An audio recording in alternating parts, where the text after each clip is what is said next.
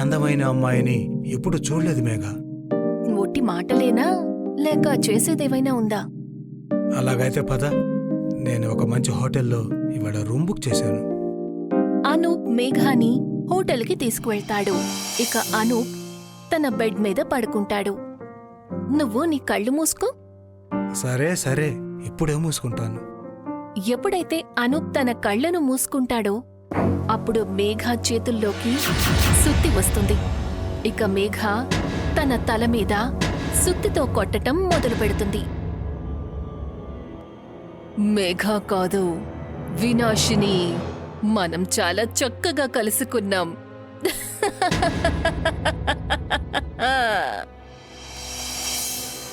సుధాన్పూర్ అనే నగరంలో ప్రతిరోజు హోటల్లో అబ్బాయిల శవాలు దొరుకుతూ ఉంటాయి.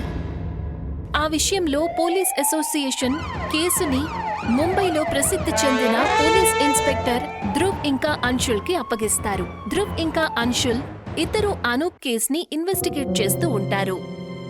వీళ్ళెవరో గాని చాలా దారుణంగా అబ్బాయిల్ని చంపుతున్నారు. ఈ అనూప్ మేఘ అనే అమ్మాయిని డేటింగ్ యాప్లో కలిశాడు. ఇప్పుడు ఆ అమ్మాయి ఐడి కూడా లేదు.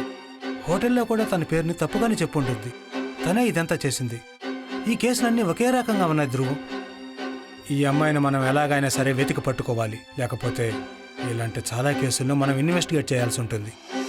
ధ్రువ్ ఇంకా అంశుల్ తమ కార్లో కూర్చుని స్టేషన్కి వెళ్తూ ఉంటారు. ధ్రువ్, రేపటి సంగతి నువ్వు చూసుకో, నాకు కాస్త పని ఉంది. నీకేం పని ఉందో నాకు బాగా తెలుసు. సునైనాన్ని కలవాలంతే కదా. రేపు తనకు సెలవు కదా, రేపు సండే.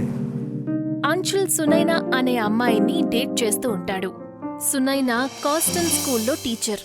అంశుల్ తనని స్కూల్లో కలవడానికి వెళ్తాడు. హాయ్, ఎలా ఉన్నావు? నేను బాగున్నాను, నువ్వెలా ఉన్నావు? నువ్వీ మధ్య ఏ కేసు మీద పనిచేస్తున్నావు? నిజానికి అది నేను చెప్పకూడదు, కానీ నీకు నేను చెప్తున్నాను. ఎవరో ఒక అమ్మాయి ఉంది. అబ్బాయిలను డేట్ పేరుతో వాళ్ళని బెడ్రూమ్కి తీసుకెళ్ళి వాళ్ళ తల మీద సుత్తితో కొట్టి చంపుతుంది. ఓ, ఇది చాలా తప్పు. అక్కడ అంశుల్ ఇంకా సునైనా ఒకరితో ఒకరు మాట్లాడుకుంటూ ఉంటారు. మరొక వైపు ధ్రువ్ ఇన్వెస్టిగేషన్లో బిజీగా ఉంటాడు. అనూప్ చనిపోయి 2 రోజులు గడుస్తాయి. ఇక వినాశిని తన మరుసటి వేటని మొదలు పెడుతుంది. వినాశిని ప్రతిసారి డిఫరెంట్ రూపంలో వస్తుంది. వినాశిని అసలు రూపం ఇంతవరకు ఎవరూ చూడలేదు. హాయ్, ఎలా ఉన్నారు? నేను మిమ్మల్ని డేటింగ్ యాప్లో ఎలా అయితే చూశానో మీరు నిజంగా అలాగే ఉన్నారు. కానీ మీరు ఆ యాప్ ప్రొఫైల్లో కంటే చాలా అందంగా కనిపిస్తున్నారు. మాటల వరకేనా లేకపోతే ఇంకేమైనా చేస్తారా? పద, నేను చాలా మంచి హోటల్ బుక్ చేశాను, అక్కడికి వెళ్దాం మనం. వాళ్ళు కాఫీ షాప్ నుండి బయలుదేరబోతారు. అప్పుడే అక్కడికి ధ్రువ్ ఇంకా అంశుల్ కాఫీ షాప్ అతన్ని ఎంక్వైరీ చేయడానికి వస్తారు. అరే, అంశుల్ ఈ ఇన్స్పెక్టర్తో ఏం చేస్తున్నాడు? నేను 2 రోజుల నుంచి ఏమీ తినలేదు. ఇవాళ నేను ఈ పిచ్చి నిఖిల్ని తిని తీరాలి. వినాశిని లేచేటప్పుడు కాఫీని నిఖిల్ మీద కుంపేస్తుంది. ఓ, ఐఎమ్ సో సారీ, పొరపాటున నీ మీద పడిపోయింది. ఇట్స్ ఓకే, నేను వాష్రూమ్కి వెళ్ళొస్తాను. Just wait here. నిఖిల్ వాష్రూంలో తన బట్టల్ని క్లీన్ చేసే ప్రయత్నం చేస్తూ ఉంటాడు. అప్పుడే తను అద్దంలో చూస్తాడు. తన వెనక శివాని నిలబడి ఉంటుంది. శివాని, ఇది మెన్స్ వాష్రూమ్, కాస్త ఆగొచ్చు కదా, మనం హోటల్కి వెళ్తున్నాం కదా. శివాని రూపం ఒక రాక్షసి రూపంగా మారిపోతుంది. అప్పుడు తను, శివాని కాదు, వినాశిని. వినాశిని నా పేరు, వినాశిని. వినాశిని చేతిలోకి తన సుత్తి ప్రత్యక్షమవుతుంది. తను ఆ సుత్తితో అతని తల మీద కొడుతుంది. తనని తినేసి అక్కడ్నుంచి వెళ్ళిపోతుంది. కానీ తన బ్లాక్ పర్స్ ని మర్చిపోతుంది. లోపల వాష్రూమ్ నుంచి శబ్దం వినిపిస్తుంది. ధ్రువ్ ఇంకా అంశుల్ వాష్రూంలోకి పరిగెత్తుకుంటూ వెళ్తారు. Shit, Anshul, oh again missed it. తను కిటికీలో నుంచి పారిపోయినట్లుంది. నేను ఇప్పుడే వెళ్ళి వెతుకుతాను. ఎక్కువ దూరం వెళ్ళి ఉండదు. ఒక్క నిమిషం, నేను ఈ బ్యాగ్ని ఎక్కడ చూశాను, కానీ నాకు గుర్తు రావడం లేదు. ఎక్కడ చూశాను? ఎక్కడ చూసావు నువ్వు? అదే గుర్తు రావడం లేదు. సరే వదిలే అంశుల్, నాకిది మనిషి చేసిన పని కాదు. ఏదో రాక్షస్ చేసిన పనిలాగా అనిపిస్తుంది. చంపిన తర్వాత ఇంత త్వరగా శవం దగ్గర నుండి ఎలా మాయమైపోతుంది? Same case senior inspector Sanjay కూడా ఇచ్చారు. మనం వెళ్ళి అతనితో మాట్లాడటం మంచిది.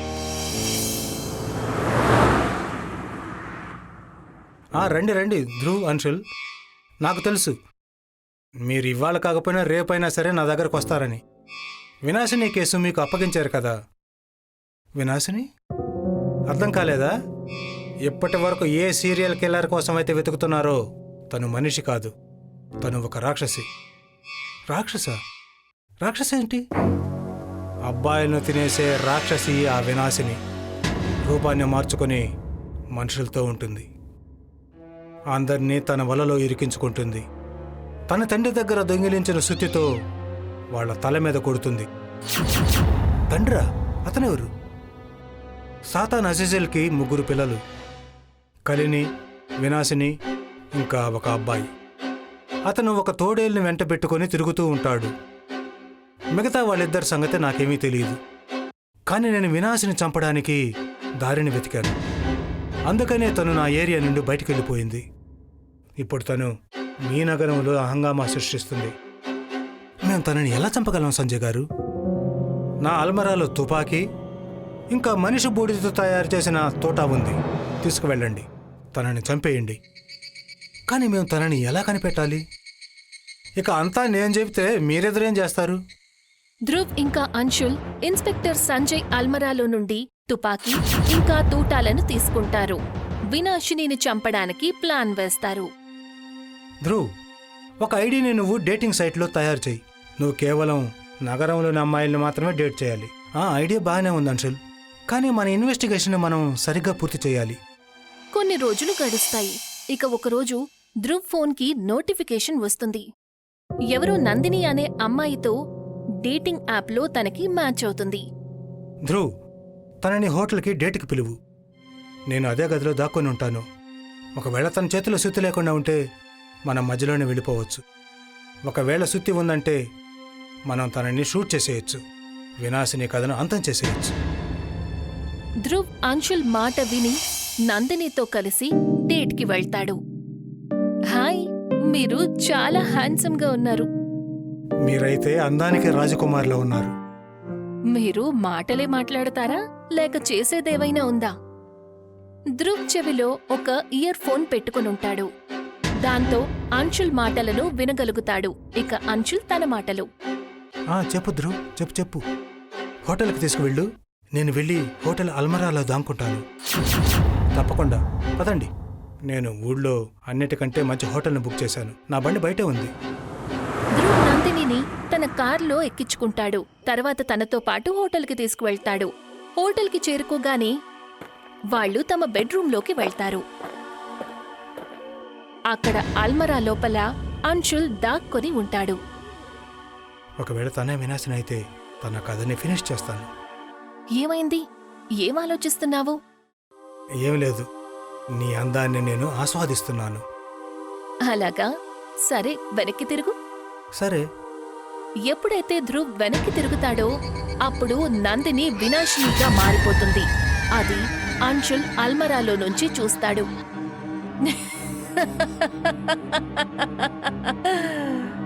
నందిని కాదు, వినాశిని.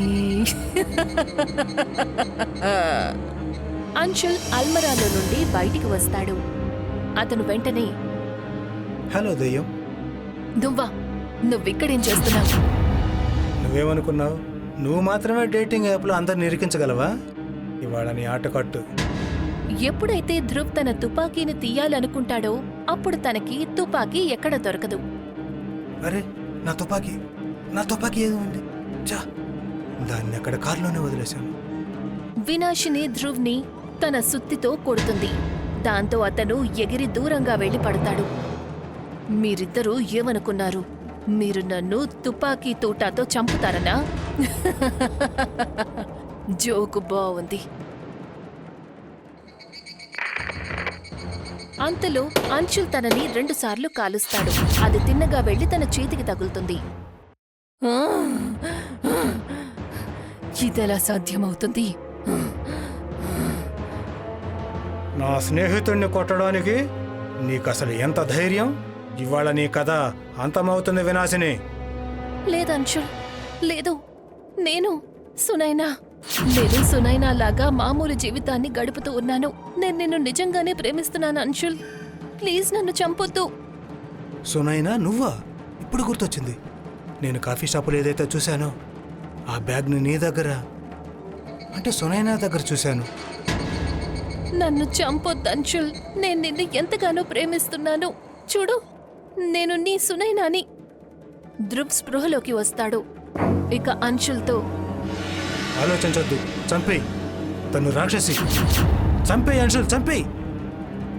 ప్లీజ్ అంశుల్, నాకు తెలుసు నువ్వు కూడా నన్ను ఎంతగానో ప్రేమిస్తున్నావు. నువ్వు ఒక రాక్షసివి. నువ్వు చాలా మంది అమాయకుల ప్రాణాలు తీసావు. అంశుల్ తనని షూట్ చేస్తాడు. నాన్నగారు, కాలిని అక్క, అన్నయ్య, కాపాడండి. వినాశిని శాశ్వతంగా మాయమైపోతుంది. ఇక ధ్రువ్ అంశుల్తో ఇలా అంటాడు. ఇవాటి డేట్ చాలా బాగుంది. సరిగ్గా చెప్పావు. ఇక నేను కూడా డేటింగ్ యాప్లో నా ఐడిని పెట్టుకోవాలేమో కదా ధ్రువ్?